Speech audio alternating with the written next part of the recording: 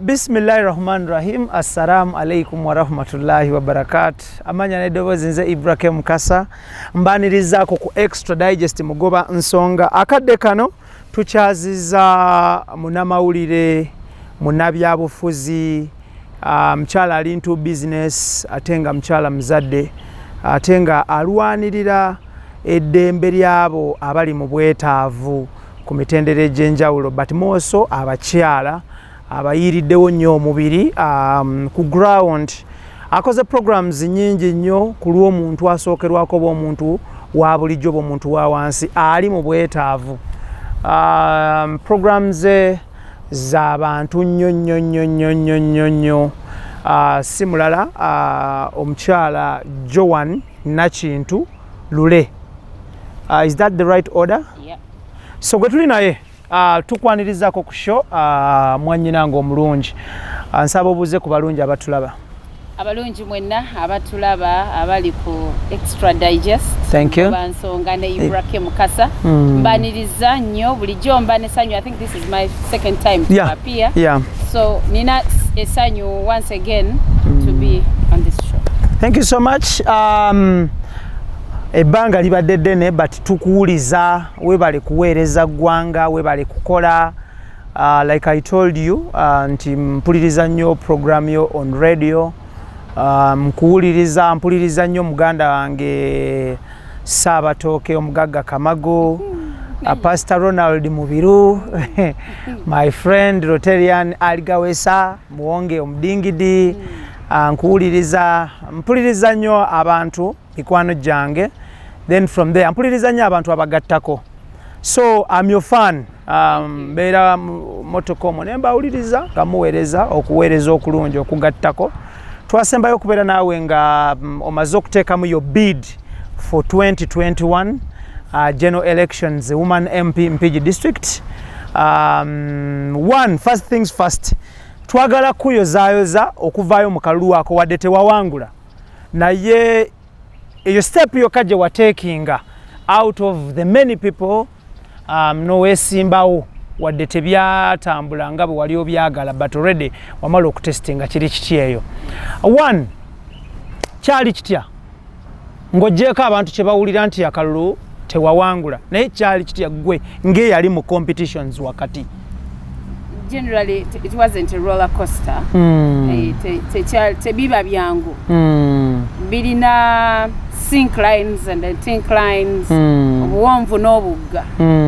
Naye kiva kuggwe focus gy'olina n'ogamba nti okay, amidst all the challenges kiki kyenjagala nawa wenjagala okutuuka na kiki kyenjagala okuzza eri abantu.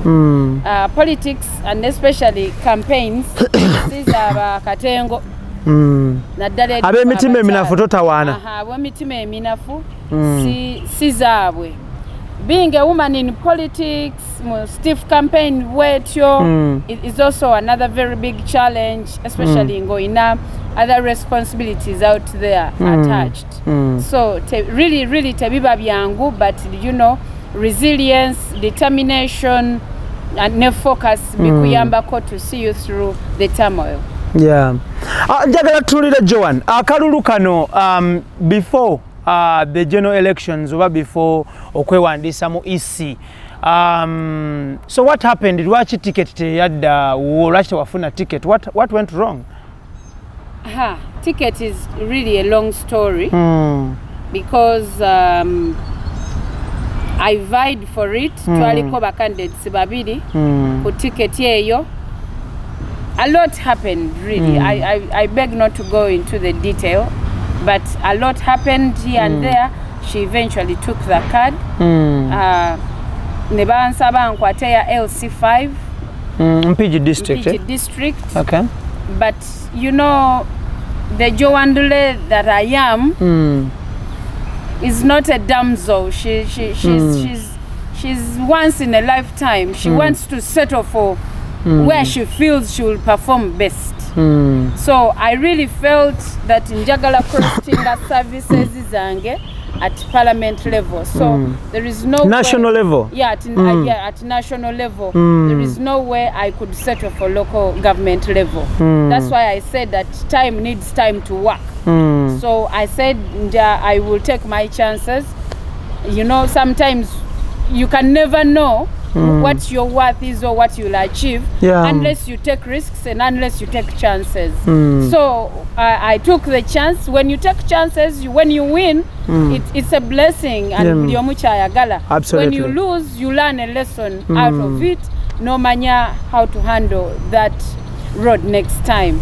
So I was not about to settle for anything lower than I was vying for already. Okay. Fe wetutunulire eno ababiraba n'abali eri abalonzi fenna nga kwotadde n'abantu abalala ku mitendera egy'enjawulo, we would think nti buno bonna buweereza. Still wali era ogenda kuservinga abantu ba mpigi different offices but the same people be wali ogenda okuba ng'osakira oba okufunira oba okuŋŋaanyiza bye baali beetaaga. So someone would think it doesn't matter oba ozze Kampala oba osigadde ku local government because bonna buweereza. Jeri eya council, speaker wa council, kawo baani basisinkana. It is them to decide when to talk, when to discuss. No, I don't want to sit in when to decide.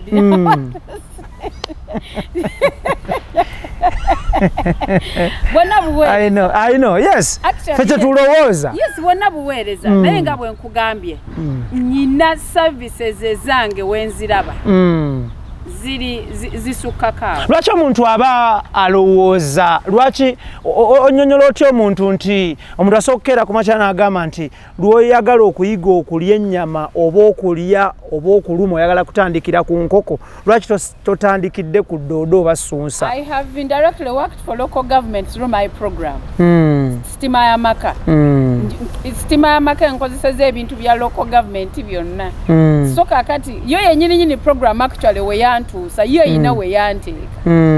Emirimu gyayo gyennyini gina we gyanteeka we nnina okuweerereza. I am not saying wali wabi. Naye obeera ne mu bulamu obeera ne objective. Okiraba. N'ogamba objective yange eri wano. Nze nakolako sitima y'amaka mu kkooti ng'omulamuzi andekedde chambers ze. Omanye ekyo kye kimpa bitibwa bya mulamuzi. Okutuula mu ntebe ye mu chambers ze n'abatera okulaba promo yange oba nagikola mu chambers mu main high court eya Uganda. Okiwulira ebyo tetubikola just for shooting ne tugenda. Buli wokola ekyo obeerako ne level step gyoba olinnye. Okiraba. So it's not that I demean this position, no. And I highly hold with respect the people abaweereza eggwanga ku bifo ebyo. Naye nze nnyina wendaba obwongo bwange bulina kuyimira ku plenary wali. Weeraba Kampala? Si Kampala, neeraba mu house. Okay, tuli ku Extra Digest mugoba nsonga Ibrahim gemanya gange, tuli ne Joan Nakintu. Nga bwe nabagambye akola ebintu bingi nnyo. Of course tusazeewo tumunoonyeeko olwaliro tulabe ali ku ki 2026 enteekateeka ze ziri zitya nga kwotadde n'obuweereza bwe. The other side mwaddukanyiza projects ezidduukirira abali mu bwetaavu ku mitendera egy'enjawulo mowaso abakyala n'abaana b'obuwala. So tuli wano agenda kutunyonyola ensonga mpitirivu nnyo bibuuzo bibadde bingi. Tuddeyoko wali ku ticket oba kaadi ya NUP. Wali contented n'ebyavaamu nti kaadi baagiwa mulala? No one is ever content with ekintu ekitali in their favor. Onfuna ekyo kiri mu human nature? Kiri mu human nature.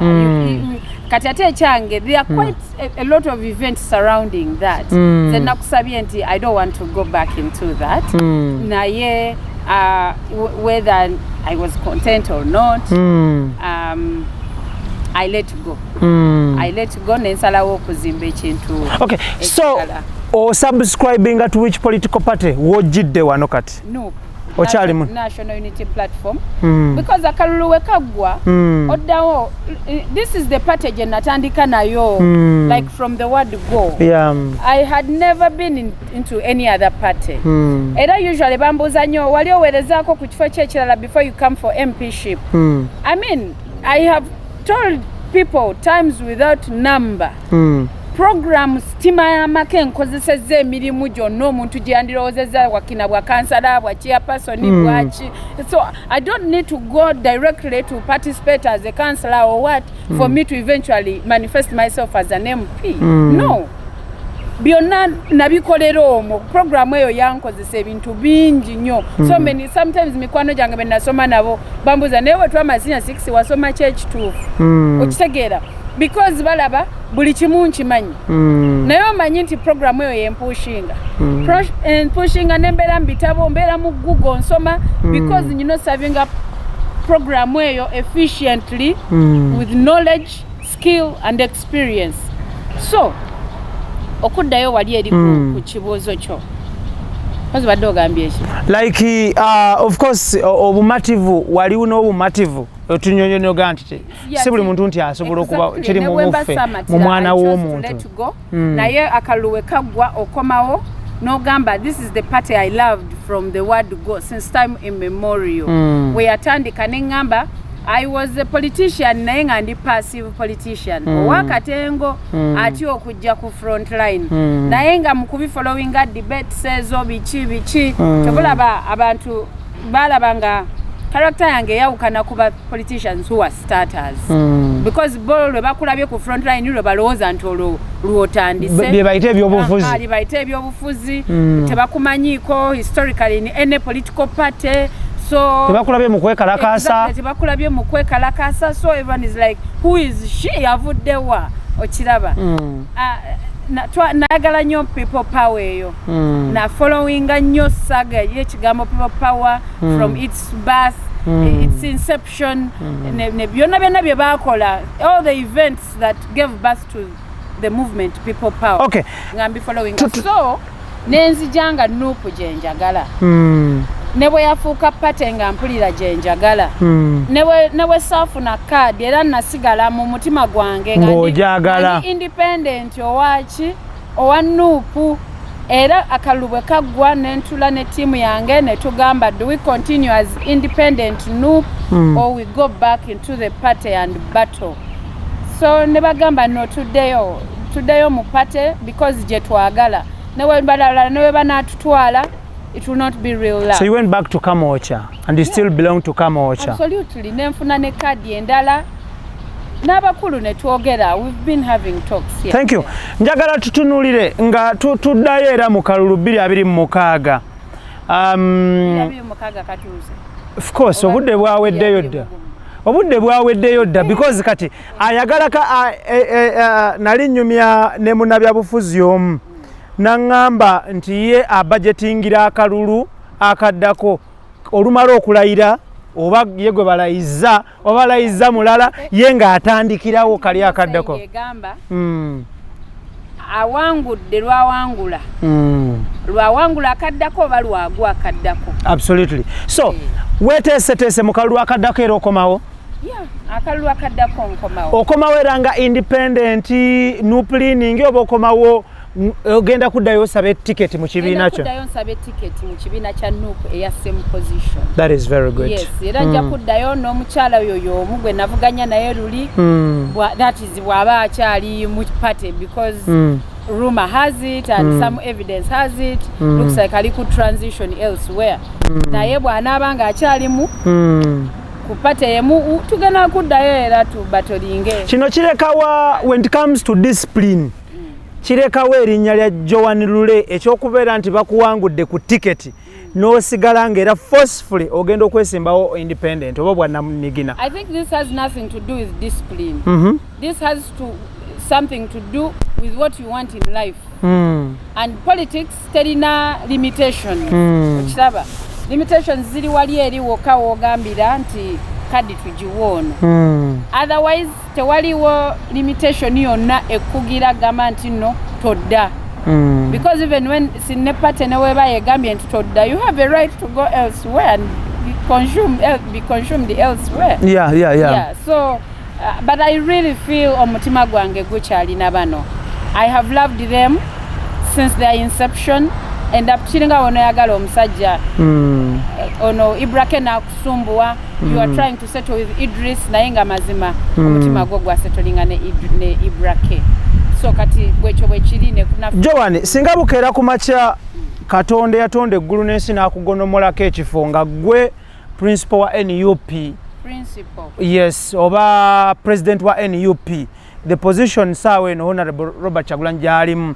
Ne bukeera ku makya abantu ne baba wangula mu bya ticket. Then abantu ne bagenda ne beesimbawo independent bonna. Owulira otya ng'omukulembeze? Tosobola kuwulira bubi. First of all, it's their heart's desire. That is the mandate given to them by the Constitution. It is their right. Bifanga ne tunafuna constitution y'eggwanga. Tulina constitution ya party etufuga. Bukeera ku makyanga constitution y'ekibiina kyaffe Miyembe political party ng'egamba nti omuntu bwe bukeera ku makya ne mujja bana tuwaako omu atukiikirire.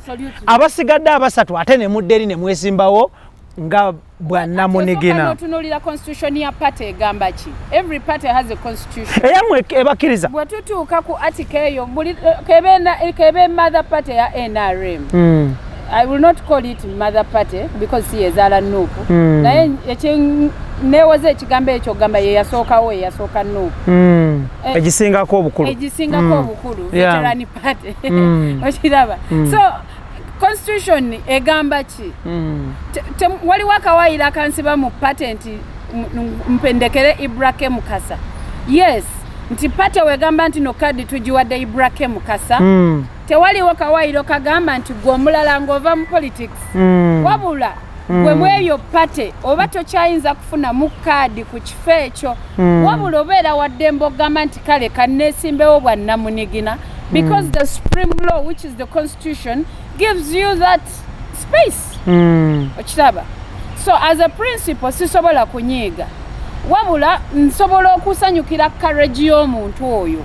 Because okwevaamu nadamu ono politics ali trend ogamba nti no wesimbewo as an independent. That is some serious courage by the way. And I would be so keen ku muntu oyo okwongera okumusitadinga n'okulaba tusobola mu budabuda tutya. In any case that person loses as an independent. Nsobola muyita because omanya first of all they have the courage which they require mu politics. Yeah. Ochiraba. So omala mu studying anti ina potential, you call them back, you go back on table. Ne mutula ne mulaba how you can build each other because politics party ziyala abantu. Okay. Atengo jeke ekyo ne potential z'abantu. Party ezo zetulaba ez'amaanyi zakolebwa abantu okuvayo ne tugamba gundi w'amaanyi. By having oratory strength ayogera. They can speak, they have the potential to convince, they are creative, they can debate. So muntu ngoyo bw'omulaba ng'ali eno n'eri. I wouldn't feel bad bwe baba bagenza okwesimba ku bwa independent. Bwe badda ngambaga mujje neera twogere, you never get bwe tutunuulira mu race ku ballot mwaliko bameka? Ife twaliko batano. Mwaliko abakyala batano. Yes. That is very good. Wali namba meka ku ballot ku kakonge wali namba meka okuva waggulu okudda wansi? Namba 2 because considering the alphabetical order of our names number 2. Yeah. Then mu race mu bivudde mu kulonda wali wakumeka? Namba 3. Wakkiriza n'ebyava mu kulonda wakkirizaganya nabyo? Naye wali okuba wangula nakkiriza. Tujja kusooka kukiwulira ku gwe. Tewali yogoba wangula nakkiriza. Naye waliwo ekigambo njaganya ekigambo kye bayita let go. Oyinza obutakkiriza but you let go. Yeah, considering the prevailing circumstances, you let go. Extra digest mugoba nsonga IBRAH Mukasa gemanya gange tukola ne dushime UKSO ku Arena Mall ensambyawo opposite Middle East Restaurant balese engoye z'abaami okuva UK masuti masawa wallets misipi ngato everything to do with men genda ko ku dushime UKSO ku Arena Mall ensambya atenga bo banywanyi baffe abahika water drilling services basima amazzi across Uganda ayagala okusimira amazzi ag'essomero dwaliro waka apartments nyumba z'abapangisa byonna hotel kwatagana Hika water drilling services bakusimire amazzi atenga yo Sun Cargo Shipping Company ku Arua Park basabaze mali from China to Kampala bekwate omusubuza wangali Uganda na wangali China buli kimu kitambule bulungi nnyo. Tulina Joan Lule the Iron Lady kafotola magwa. The Iron Lady waliwo eddala erinnya ng'ogyeko kafotola magwa waliwo erinnya eddala lyotera okwogera ku radio. The Iron Lady. There is another one omulamuzi waki? Omulamuzi w'emisango gy'omuntu wawe. Thank you, I love that. Okay, ebyava mu kalulu ogambye nti tewali ayinza kukkiriza lwaki tewagenda mu kooti n'ojulira oba n'owaaba because twali tulabyeko ow'ekitiibwa former Prime Minister John Patrick Amama Mbabazi teyali namba 2 mu race yali omu ku batali wali wasookerwako n'agenda mu mbuga z'amateeka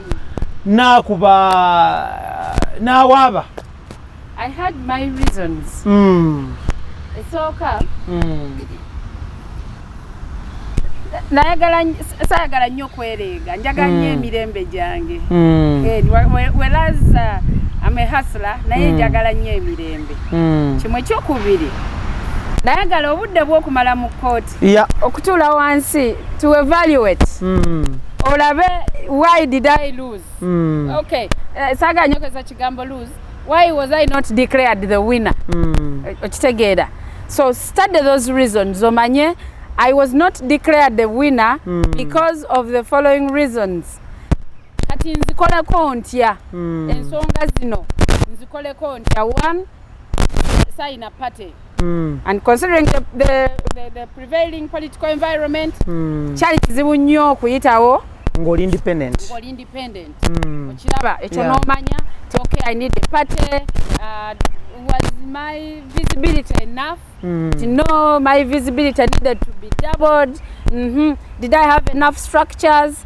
Yes, but they were scanty, so we need to topple them. Okiraba find okumanya okwongera okubeera attached ne ba electorates n'abantu ab'enjawulo n'okwongera okuggumira gwe ng'omuntu. So ngandaba instead of wasting time mwani ngandaba budde bwange nso bukozesa nenkola ko ebyo then I come back stronger. Joan oyagala gamba muna Uganda atulaba nti mu race yeyo mu kalulu ako mwalimu ebirumira era wabiraba.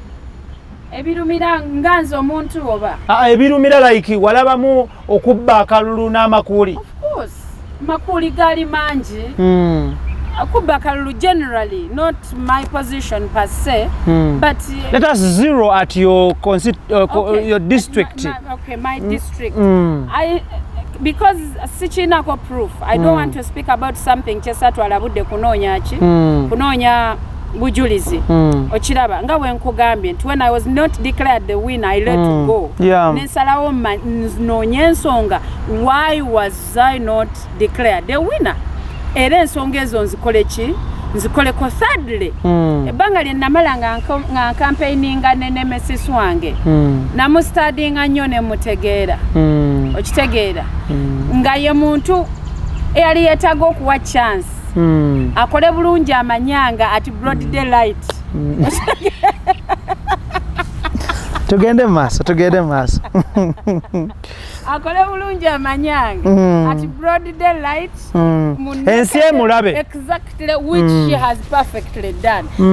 Meaning to projection yange ekola bulungi era natula wansi ulina ngamba na kintu wisdom will kill you. Okitegeera nti other than okudda okubinsana mu kooti biti so wamu obudde ne bumwambula ne bumwanika. Time nagambye time needs time to work and it's perfectly working out for me. I am leveraging, I am leveling up and time is doing it perfectly for me. Extra digest mugoba nsonga kwetuli njagala tutunulire point ya abantu bagamba banji nnyo it was all over news nti obudde wabumala ngo otunuulira abantu sekinnoomu. Your battles were on personalities than handling issues ezikwata ku bantu.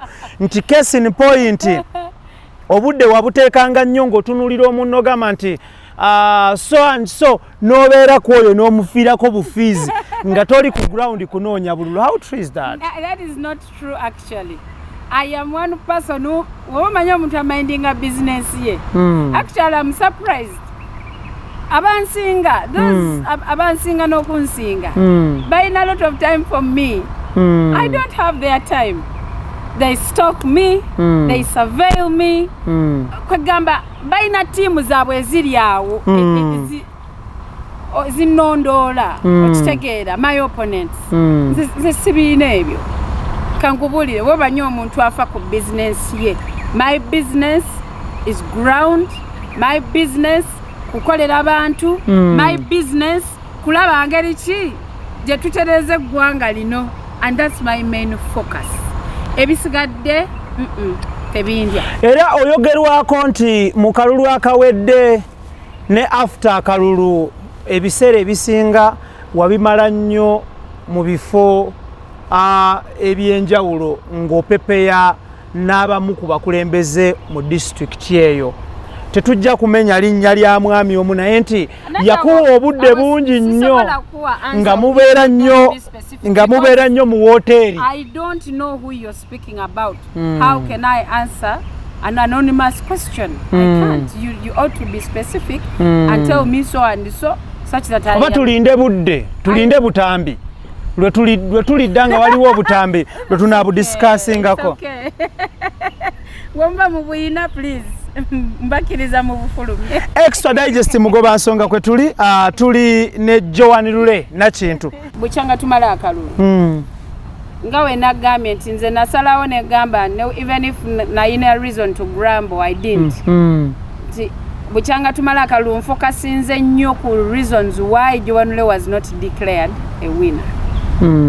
Kati ebyo bye boogera propaganda. Bagamba ate tebibulamu. Oli yali annyumiza n'aŋŋamba nti omwana Joan bannange kye yeekola mu woteeri z'ekibuga wano nti obeera mu buli woteeri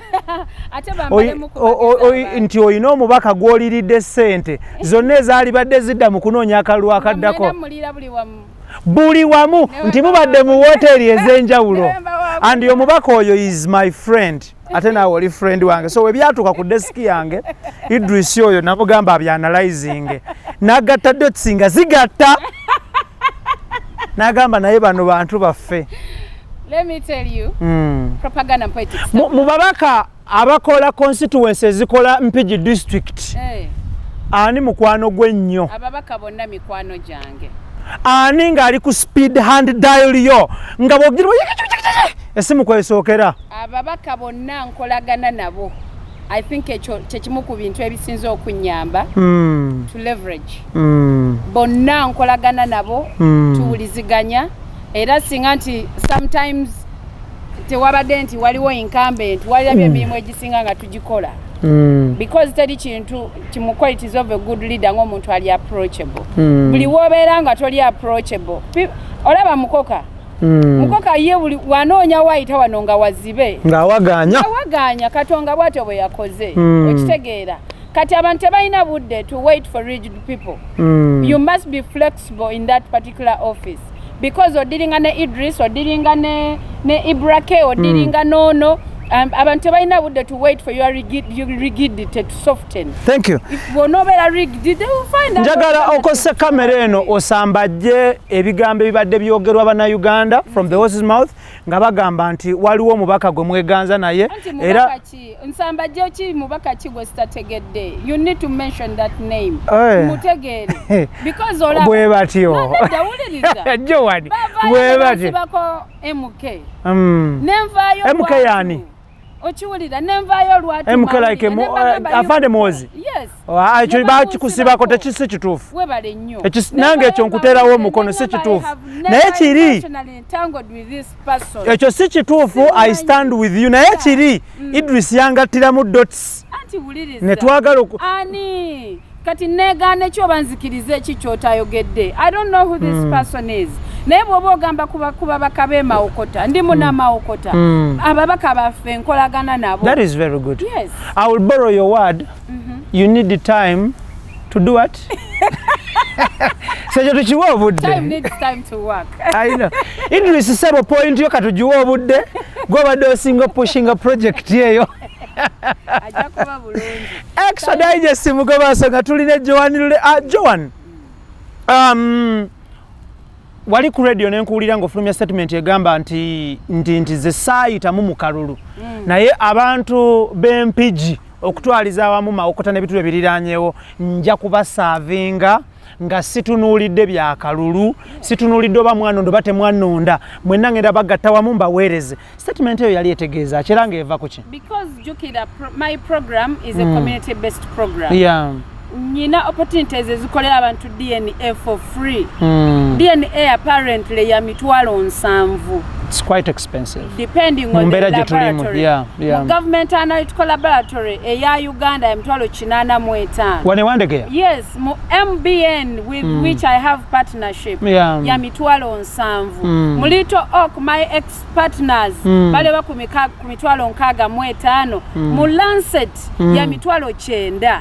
Kati nzo okuvaayo n'engenda ng'ekimu ku bizibu ebisingire ddala okwetaba single mothers n'obutabanguko mu maka n'ekintu sizaano leeti mbadde mu nsonga za kwegaana baana kansala mulamba yeegaana omwana we okiwulira kati abantu bangi nnyo Mawokota bali eyo balina issues ezo amaka gatabanguka lwa mwana si wange biki so toyinza genda n'ogamba ono yali tampagira sijja muwa offer yange. I know. Tulina issues z'ettaka. Kati ebyo byonna balina ebizibu bingi nnyo nga bakuyita. Domestic violence. Ebyo byonna nze muntu gw'otuuza n'obimbulira ne mmanya pesa ki eri okunyiga ne tugonjoola ensonga. Mu statement eyo nali ntegeeza wadde sayise emu nja kusigala nga mbaweereza yansanyusa nnyo ng'omuntu abasinga mwe bamanyira okiwulira because I pride in that without maybe that program oba eri awo ensi teyali ntegedde so era nkikoze paka kati. Thank you. Top radio oba top media bagita top media consortium. Yes, top media consortium. Thank you. So for mu myaka emeka mu that organization? Jigenze nno. Oli myaka ngemeka? Tejingidde 5. Myaka 5. Vision Group wamalayo myaka emeka? 2. BBS wamalayo myaka emeka? 2. Kyeki kuwangaziza nnyo ku top eno? Top? Oba ngambe I don't know naye. Kyamanyi bakama abo kasita bakutegeera. Mukama wange yantegeera. Yakutegeera? N'akuleka okole by'okola byonna. No, not because andeke nkole byenkola. Yategeera nti I am a good performer. N'akitegeera ekyo and he appreciates that.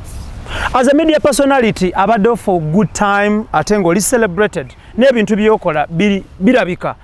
Your works zikwogerera, your works zeeyogerera, your works zina of course you are penetrating into the community.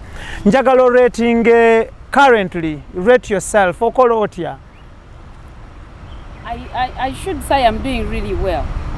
I am doing well. Vis-a-vis the past gy'ovudde oba netofali kati eri eyongerako. I think byonna obigattira wamu. Luli nali bwebasako yali weeti kati eri weeti.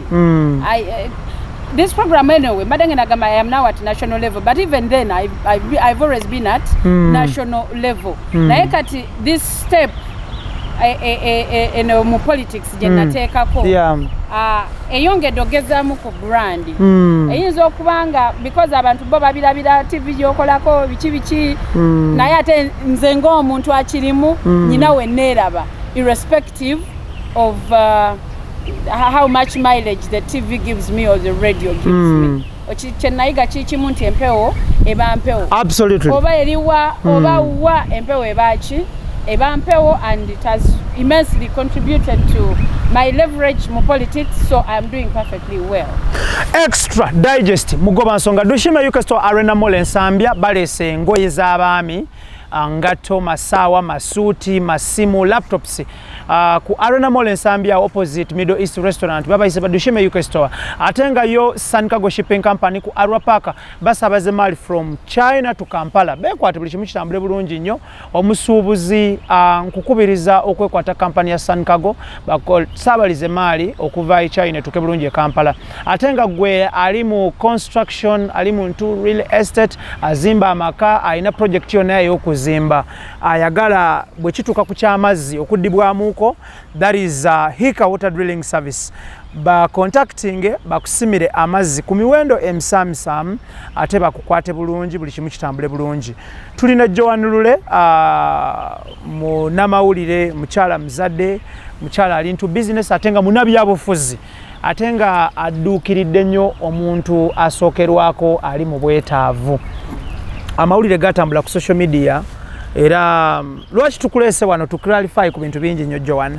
Amawulire gatambula ku social media nti obufumbo bwo buli mu lyato ate nga eryato liri ku nnyanja eriko omuyaga, kitegeeza bwali tebuladde nga buli bwe buti. What went wrong? Ekyavirako obufumbo buno okuyuuga. Alina bwatereera naye bwayuuga. So what went wrong? Sina issues now with my marriage. I don't. I don't have any issues with my marriage. How can I fail to tasa mine? I am doing well. Yes. Okay. I'm doing well. Oli mukyala Muganda. Yes. Omuganda agamba nti awali omukka tewabula muliro. Naye mbulira where marriages ezaali zibadde ne batafunamu chalalala somewhere. Teri. Yeah, kati we actually ali president wa Tanzania or Kenya. Why Kibaki? Oba Kenyatta. Kibaki. Mukyala we yajja n'amukuba oluyi mu maaso g'abantu. Nakuba w'amawulire teyakuba yesore. Yeah. Naye yamuteeka ku cameras at global level. Namugamba explain that I am the only woman you have. Naye ekyo kinzijjidde bugizi kyemalejaga okugamba. Oli yagamba singa omala 12 hours n'omukyala wo mu nnyumba emu nga mwena mukkiriza ekintu kimu, you have a very big problem. Mwembi obuvumbo bwamwe bulina ekizibu, nammwe ababiri mulina ki ekizibu. So oba waliwo hiccups here and there, mwazigonjola. Yeah, everything is fine. I'm not. That is very good. Okay, njagala still era tutunulire issue abantu bagamba on social media. Joan, how often do you visit Facebook? How often? Every day. Musaawa 12 ez'olunaku. Facebook eno gibeerako how long? It depends on how busy I am in a day. Weekends nsomala olunaku lulamba nga sigenzeeko Facebook eno ng'omukutu gw'ebyempuliziganya refutinga byewandika at what percentage era okkiriza mu byewandika at what percentage? Anti kati you study who the poster is. Yasooka kulaba oli ataddeyo ebirala nebigoberera. Yes, refuting or accepting what is being posted. First page yani ya IBRAH Mukasa. Kikulu nnyo. There must be some truthfulness in it, but then I need to clarify. IBRAH, you posted this. How valid is it? Okitegeera. Naye waliwo nekyotuna noga oyo setaga nakuba n'okireka nekigenda. Just scroll down. Okitegeera kati ngono ono mwana may he so rest in peace. Alwena okitalo nnyo bambiyamu. Yeah, kitalo. Naye okimanyi nze omu ku ba victims who suffered with false utterances ndi omu ku ba victims. Yes. Musaga ya Miss Uganda. Oh yeah, I remember. Nganjo ngoyinza okoza nakula naye. Kungeri gye yali anjogerako. Yatuuse nakufanga, we've never met physically. Ndoza ngo so nombuza Joan Lule naye wali omulabeko tandabangako. But the way he was speaking so ill of me, ngolowooza we've crossed paths, ngolowooza we've met, or we grew up together, or we've interacted in some way or the kumbe nedda. So kati ebintu ng'ebyoyo ng'otunuulira you scroll, you don't even need to make any clarification call. Kintu kya kisinza okwogerwako ekibi ku social media nga kya bulimba ate nga kibi? Nga bayogedde bingi nnyo, especially musage yeyo omuwala ndoza lwe nali nsinze okufeesinga a lot of rebuke bingi nnyo ebyayogerwa nga si bituufu naye ebirala byonna nsobola obireka because being in limelight abantu boogera nnyo but you see someone coming out to say to question my professionalism kyekintu kyokka kyenyinza okugamba nti kinnomamu ne ngamba how can someone question my professionalism because someone had law was intellectually incapacitated to understand my question so I become unprofessional because another person teyategedde bukuddamu kibuuzo kyo teyategedde kibuuzo kyange so blame ne bagishiftinga ku ggwe and you know denting my profession tarnishing my name and particularly my profession it cost me some of the factors that cost my card was that bullshit politics so it affected my political life so kati bwoba ogamba nti kye baali basinze okwogerako nekikuluma on social media it would be that I'm like how can I be crucified for someone's intellectual incapacitation I know and I'm like that is life so n'okireka nekiyita n'ogamba kankireke what is your weakness nina weaknesses eziwerako esooka I love too much. Which love? Love of bed, love of trust, friends and whatever? Actually I should rephrase. I trust too much. But even love, I love too much. Of the bed, eh? No, generally. IBRAH ne wobanga, you're just my plain friend. I love too much, I trust too much, I am too genuine. Ebyo ebintu bisatu weaknesses zange zindetedde ebizibu bingi nnyo. Another weakness, I am I'm temperament. But at least I want to really thank politics. It is fixing me temperament wise. Yeah, so it is impacting positively on my temper. That is very good. Yeah, because you see all the mentors will tell you no, calm down. They are always calm down. Kati become mikwano janga banyambako to shape me in a proper way. Oli chobola babamu they come up with mugambo. Manya abantu batokomoka. I know. So ne batokomoka ate twamulabye ne gundi. You don't know what we are speaking. Ochiraba perhaps alikungamba no now position yourself like this. Now cut the anger. Now cut this. Abamu twali badde tukyayogera na mu camera. Singa kati waliwo Joan olio wedda. Nga nabiva namu ne camera soba kwogera. Oh, you know any other weakness? What is my other weakness? Weakness yange nina bad communications gundi. Not skills, habits. Yeah. Sometimes I think people are supposed to look for me. I am a recipient, which I ngenda nchizula nti no. It is two-way traffic. Yeah. Ta. So ekyo nakyo ndi mukikolako. That is very good. Because way back bamanyiza batyo. They kept looking for me. Okay, njagala tutunulire Joan Lule and money. But njagala nnyo sente ze neekoledde. Oyogerwako nga omu ku bakyala abali hard working, oyogerwako nga omu ku bakyala abali straight and legit. Nti naye bwe kituuka ku ssente ovaako nnyo. Ndi ssente bunafu bwonnyo. Ndi ssente ekubugula nnyo. Nti ekumenya n'obeerawo ng'olinga amazzi gayiika buyisi bw'oti. Ssente singa bwali bunafu nze singa ndi mugagga. By the way, singa ndi mugagga nnyo. Sinafunako muzungu billionaire. Olinga yategeera ekintu kye bayita Joan Lule. Okitegeera. Naye ngamba no. Ngali redo gula ticket yakutwala mu ggulu ng'olaba. Tekisoboka. And back. No, that is an extra digest mugoba nsonga. That is an expression to show you. Oyagala bannaddiini banzite wano. Okay, yes. Sometimes we use those things to show you the extreme of someone. So yali azitowa nnyo bw'atyo. Naye ngandaba it wasn't for me. Mwamala naye banga ky'omuzungu oyo. Tegeera samudatinga. naye nga yali antegedde nnyo. We started off as friends. Nasigala nga mukwano gwange nga nsinga emyaka nga 6 at that time. Bazaali 7. Tekisoboka. Kitegeeza yali wa 10 plus. No. I am telling you that. Because akula okula. Omuzungu ono gwe nalaba when I was over 19. This was a person. I was over 19 ngalinga mu 70s. Awaba kusinga emeka. Okay. Okitegeera. Naye nga ndaba nkyali mwana muto. I still have a very big future ahead.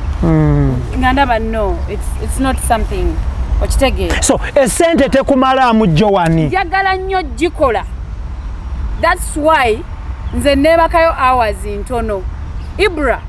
Buli katonda kyalina okuwa omwana omuwala myaka gyange yakimpa. Wakituukako. Nakituukako. That is very good. Nalibadde siri mu politics, nalibadde siri too ambitious. Nalibadde ngamba kantuleeka ndye emmere.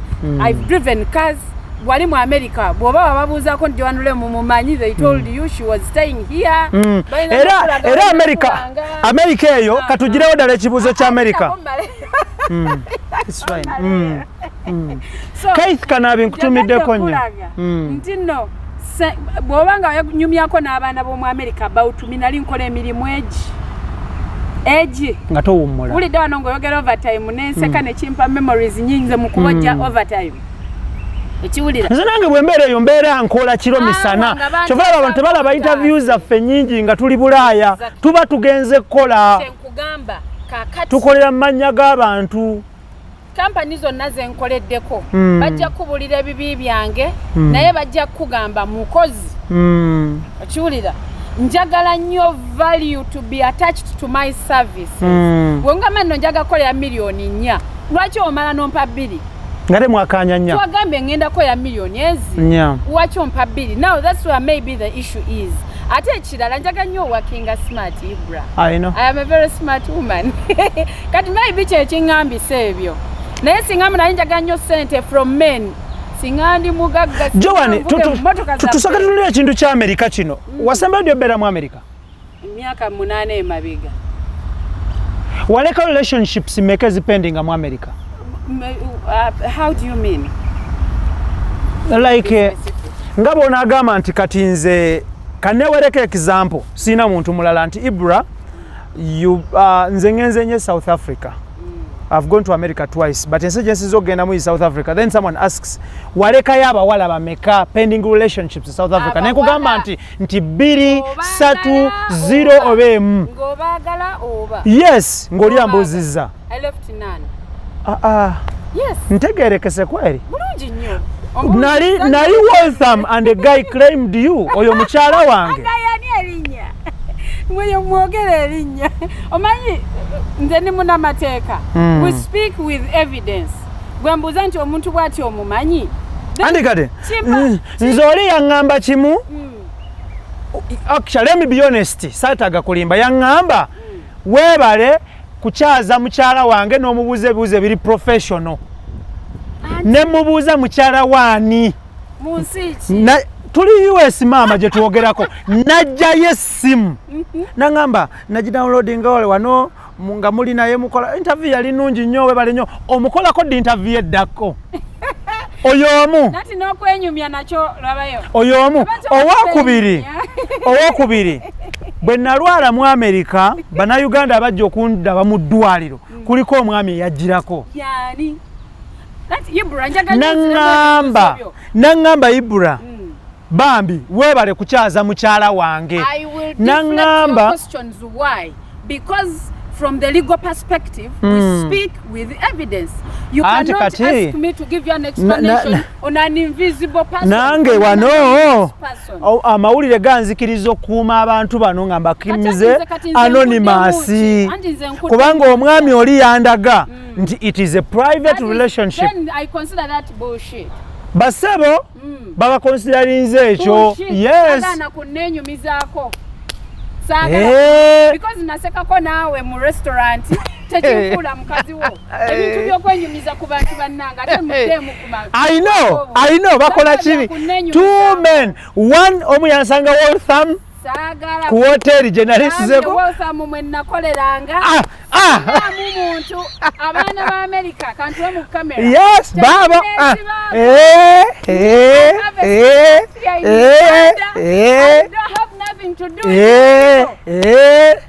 kati mgwe pita mukyala we nganze simu kuki abafe bakumanyi bannamawokota bakumanyi ate bannange nze nina omukisa togulabanga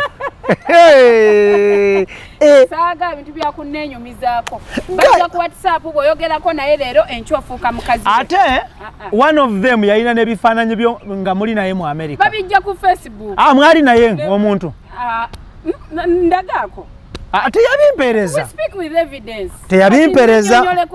ne mugamba nti mukyala wo nagamba yes nagamba IBRAH webale bayibe nze nakafuna scenario ziri 3 munnange mulimu abampasa mu birooto byawe nina omukyala omu omusajja yampeereza essente $56,000 nga ngamba webale kola interview ku mukyala wange omukyala oyo wamaanyi nnyo e Uganda naga nti buli lwajja eno tuba ffenna omukyala bwe wamugamba yamwegaana yamwenya bumwenya atiso yamwenya kati ate waliwo omukyalo omulala ate n'akambuwala nnyo omwami n'aŋŋamba wamugambye byaki nampeereza n'eddoboozi twagabya twesibako nze simuyina so Joan ebbanga lye wamala mu America wadeetinga bannayuganda wadeetinga abantu batali bannayuganda I beg not to speak about that. I don't remember dating anyone in America. Yes.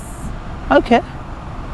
Ntumirako my good friend Hamis ngoli mu America is my brother as well, is my friend Hamis hamu nkutumiddeko nnyo ntumirako niyo kopo omufumbira nkwagala nnyo kyakabi nnyo nkubiriza bannayuganda okulonda Charles Muvawala ku bwa vice president nkwagala nnyo ntumirako Brian Kayongo bano bannayuganda abandera mu community ntumirako Kabite Makula Chloe nkwagala nnyo ntumirako Nalongo Zaina ne Saalongo Suuna mbagala nnyo Zaina nange mutumire omumanye she's my sister nkwagala nnyo my sister one love abalongo mbatumide eyo nga tuvuddeyo mu America tayagalanga tajjukira kwagalayo muntu ogambe you don't remember. I don't. Tajjukira kwagalayo muntu ekyo tukimaze tukisirize banaye wenkoma mu America nzija mu yuna temunziza mu ebyo oyina enteekateeka mu America when time is ripe. Okay, that's very good. But abasajja bano ababiri don't temono na relationship yange n'abantu betubeera nabo ku ground nze mpangaalira eno omusajja yali bana atera kugamba nti obayinamu abaana eyo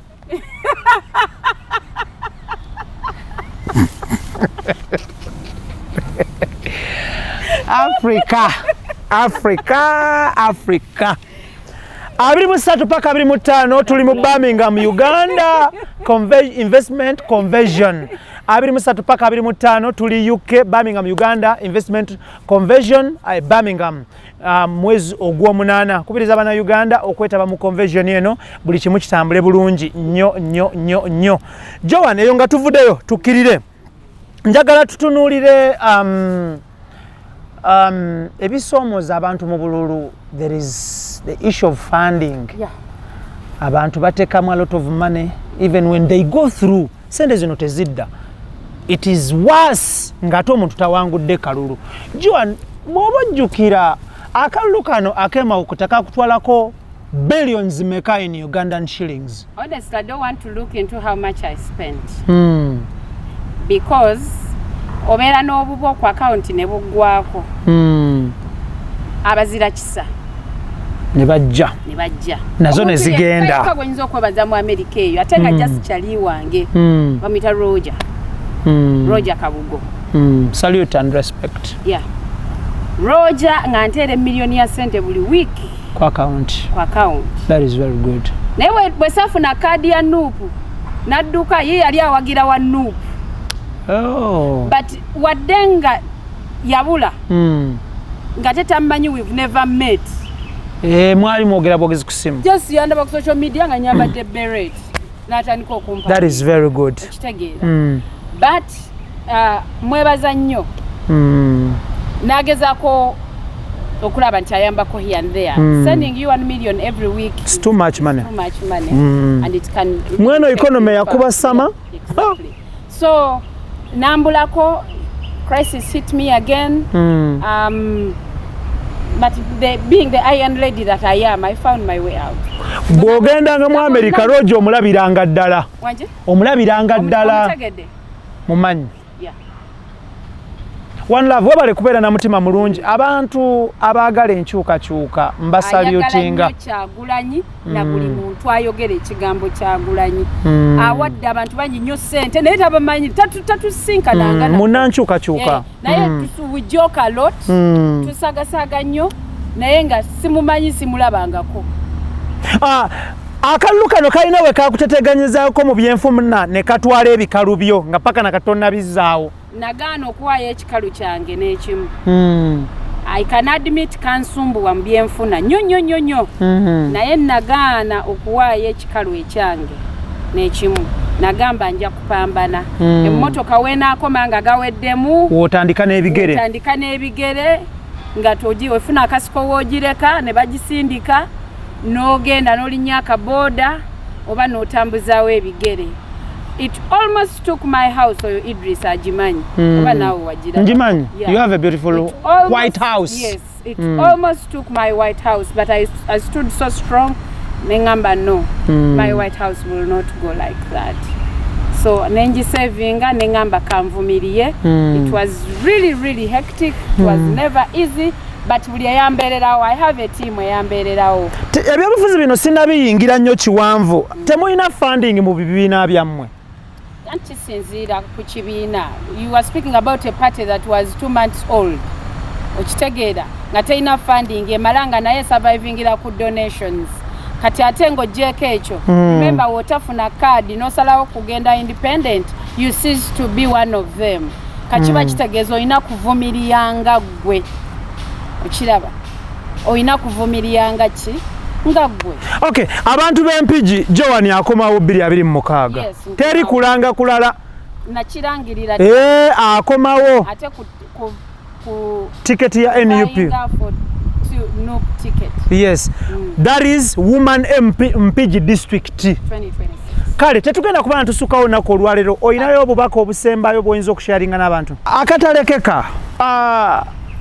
Inshallah nina okukkiriza ojja kuwangula akalulu akaddako naye singa bukeera ku makya n'owangula akalulu ako n'ojja mu house e Kampala ebifo by'obwa minisita bingi nnyo kifo kiggwe kyolaba mu kulaba okuko n'ogamba nti ekyo minisitule baginkwasa eyo emyaka 5 obulamu bw'abantu oba ebitongole bigwa mu minisitule bukyukirawo. Actually I should say it's very unfortunate, but fortunately, choice is in a mokola. I have too much skill in my head.